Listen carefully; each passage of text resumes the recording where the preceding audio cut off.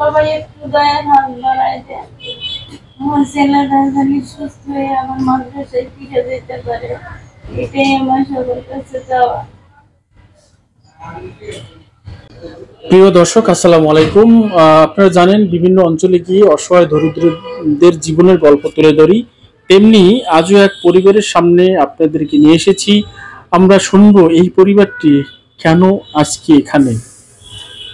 চলুন আমরা কথা বলি। আসসালামু আলাইকুম। ওয়ালাইকুম আসসালাম। বোন, একটু যদি বলেন, আসলে এই হসপিটালের কথা আমরা শুনছিলাম, আপনি আপনার সন্তান নিয়ে কেন, কি কারণে এখানে ভর্তি আছেন, একটু যদি বলেন এদিকে তাকিয়ে।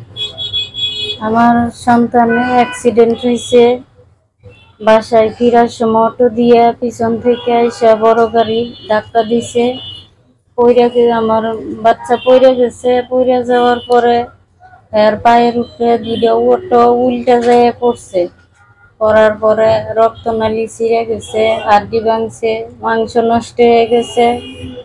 এখন হসপিটালে 2 ডেই ঘুরছি, ওনারা বলতেছে যে এটা রাখা যাইতো না, পাও ঢাকাইটা ফেলাইতে হইব।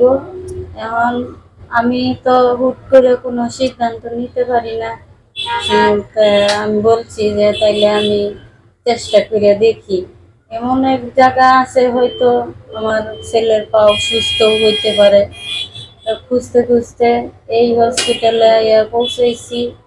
এখন এই স্যারের দেখাইছি, স্যারে বলছে যে এটা আমি চেষ্টা করব সবভাবে এটা রাখার জন্য, বাকিটা আল্লাহর ইচ্ছা, আল্লাহর হাতে, আল্লাহ আল্লাহ করেন। এখন এটা আমি চেষ্টা করব, কিন্তু অনেক টাকা লাগবে। আচ্ছা, একটু জানতে চাচ্ছি, ও কিভাবে হলো আর কি? ও পড়াশোনা করে কোথায়? আপনার ছেলে কোথায় পড়াশোনা করে? আমার ছেলে মাদ্রাসায় পড়াশোনা করে। আচ্ছা, একজন কোরআনের 2 পারা হাফেজ। আচ্ছা আচ্ছা, আমরা একটু হাফেজ সাহেবের কাছে যাচ্ছি, এখনো যেহেতু কমপ্লিট হয় নাই। আসসালামু আলাইকুম। ওয়ালাইকুম আসসালাম। আচ্ছা, একটু বলবেন আসলে আপনি মাদ্রাসা থেকে বাসায় যাওয়ার সময় নাকি আপনি ঘুরতে কোথায় যাওয়ার সময় এই ঘটনাটা ঘটেছে?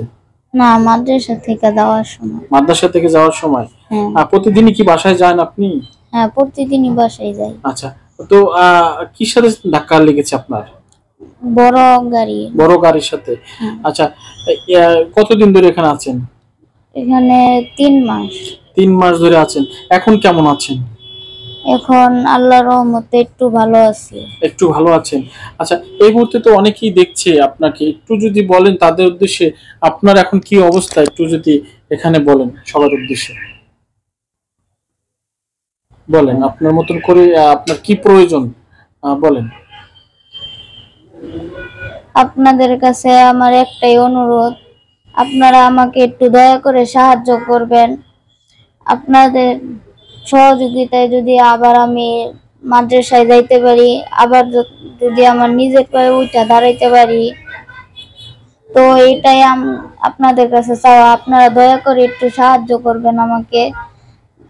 যদি টাকা পয়সা দিয়ে সাহায্য না করতে পারেন, তাও এই ভিডিওটা শেয়ার করে অন্যজনকে দেখার সুযোগ করে দিবেন, তাতেই হবে।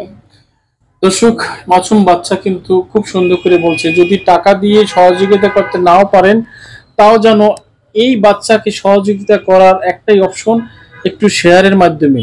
হয়তোবা আপনার শেয়ারের কারণে সেই কাঙ্ক্ষিত ব্যক্তির কাছে পৌঁছে যেতে পারে, যে কিনা এই রকমের অসহায় দরিদ্রের পাশে থাকেন এবং সহযোগিতা করে থাকেন। দর্শক, টাকা পয়সা মানুষের জীবনে সবসময় প্রয়োজন হয় না। আজকে আলিফের নেই, তাই প্রয়োজন হয়েছে, আল্লাহ পাক তাকে দিয়েছেন, হয়তোবা তার পরীক্ষা নিচ্ছেন। তো তার এই অসহায় মায়ে আজকে 3টি মাস হসপিটালে আছেন। আপনারা তো জানেন, বৃত্তশাল যারা আছেন বা যারা জ্ঞানী লোক বুঝতে পারছেন, হসপিটালে যাওয়া আসা একদিনে কত খরচ। আজকে 3টি মাস তারা কিন্তু এখানে একইভাবে আছেন।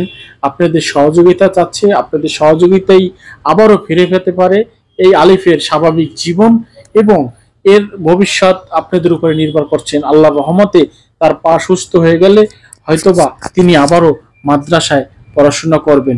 তিনি কথা বলেছেন যে টাকা পয়সা দিয়ে আমি সহযোগিতা জীবনে কাউকে নাও করতে পারি, কিন্তু আমি একজন আলেম হতে পারলে সারাটা জীবন আপনাদের জন্য দোয়া করবেন। এমনই তিনি বলেছেন, আপনারা শুনেছেন। তো আমরা একটু তার মায়ের কাছে যাব। বোন, একটু যদি বলেন যে আপনার সন্তান আজকে কতদিন ধরে এখানে আছেন? 3 মাস। 3 মাস আছেন। হ্যাঁ। আচ্ছা, ও তো অনেক কিছুই খেতে পারে। অনেক কিছু খেতে পারে, কিন্তু আমি তো খাওয়াইতে পারি না টাকার জন্য। এই যা যা দেয় তাই খাওয়াই। আচ্ছা আমি কিনে কিছু খাওয়াইতে পারি না।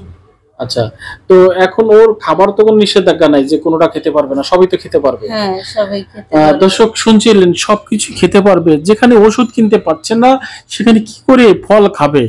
দর্শক, খুবই কষ্টদায়ক। যার সন্তান আছে তিনি জানেন যে একটি সন্তান খাবার চাইলে, তার খাবার দিতে না পারলে তার বাবা কি কষ্ট পায়, একমাত্র ওই ব্যক্তি জানবেন যে সন্তানের কষ্টের কথাগুলো। তো আলিফ, আমরা আর একটু জানতে চাচ্ছি আপনার কাছে। এই মুহূর্তে সবাই বলছে যে আপনার একটু শেষ কথাটা কি একটু যদি বলেন। আমার শেষ কথা একটাই, আপনাদের কাছে অনুরোধ, দয়া করে আমাকে একটু সাহায্য করবেন। আপনাদের সহযোগিতায় আমি যাতে মাদ্রাসায় যাইতে পারি। এই মাদ্রাসায় যাইয়া যদি আমি বড় আলেম হইতে পারি, তাহলে আপনাদের জন্য সারা জীবন দোয়া করব। দর্শক, আমরা শুনছিলাম আলিফের কথা। তো আলিফ, আমরা যে কথাটা আলিফের কাছ থেকে শুনছি অবশ্যই আপনারা বুঝেছেন, একটু অবশ্যই শেয়ার করে দিবেন। দর্শক, একটু দয়া করে। দর্শক শুনছিলেন তার মায়ের আকুতি তার সন্তানের জন্য। আজকে আলিফ এই অবস্থা আছে, যিনি আছেন তিনি কিন্তু একমাত্র বুঝেন যে কতটা কষ্ট তার সন্তানকে নিয়ে 3টি মাস সেখানে পার করে দিচ্ছেন। একটু দয়া করেন, অবশ্যই শেয়ার করে দিবেন যেন এই পরিবারটি আবারও স্বাভাবিক জীবনে ফিরে আসতে পারে। আলিফ, একটু নাম্বারটা বলে দেন, আপনার সাথে যোগাযোগ করবে কিভাবে? একটু বোন, আপনার নাম্বারটা বলে দেন, জোরে বলেন। 01953536905। এই নম্বরে সবাই যোগাযোগ করবেন। দর্শক, 10 টাকা 5 টাকা যে পারেন অবশ্যই আপনারা এই নাম্বারে পাঠিয়ে দেবেন। অবশ্যই আলিফের পরিবারটি পাবে এবং আমাদের এই প্রোগ্রামটি শেয়ারের মাধ্যমে আলিফের স্বাভাবিক জীবন ফিরে পেতে চান। সবাই আল্লাহ হাফেজ, আসসালামু আলাইকুম।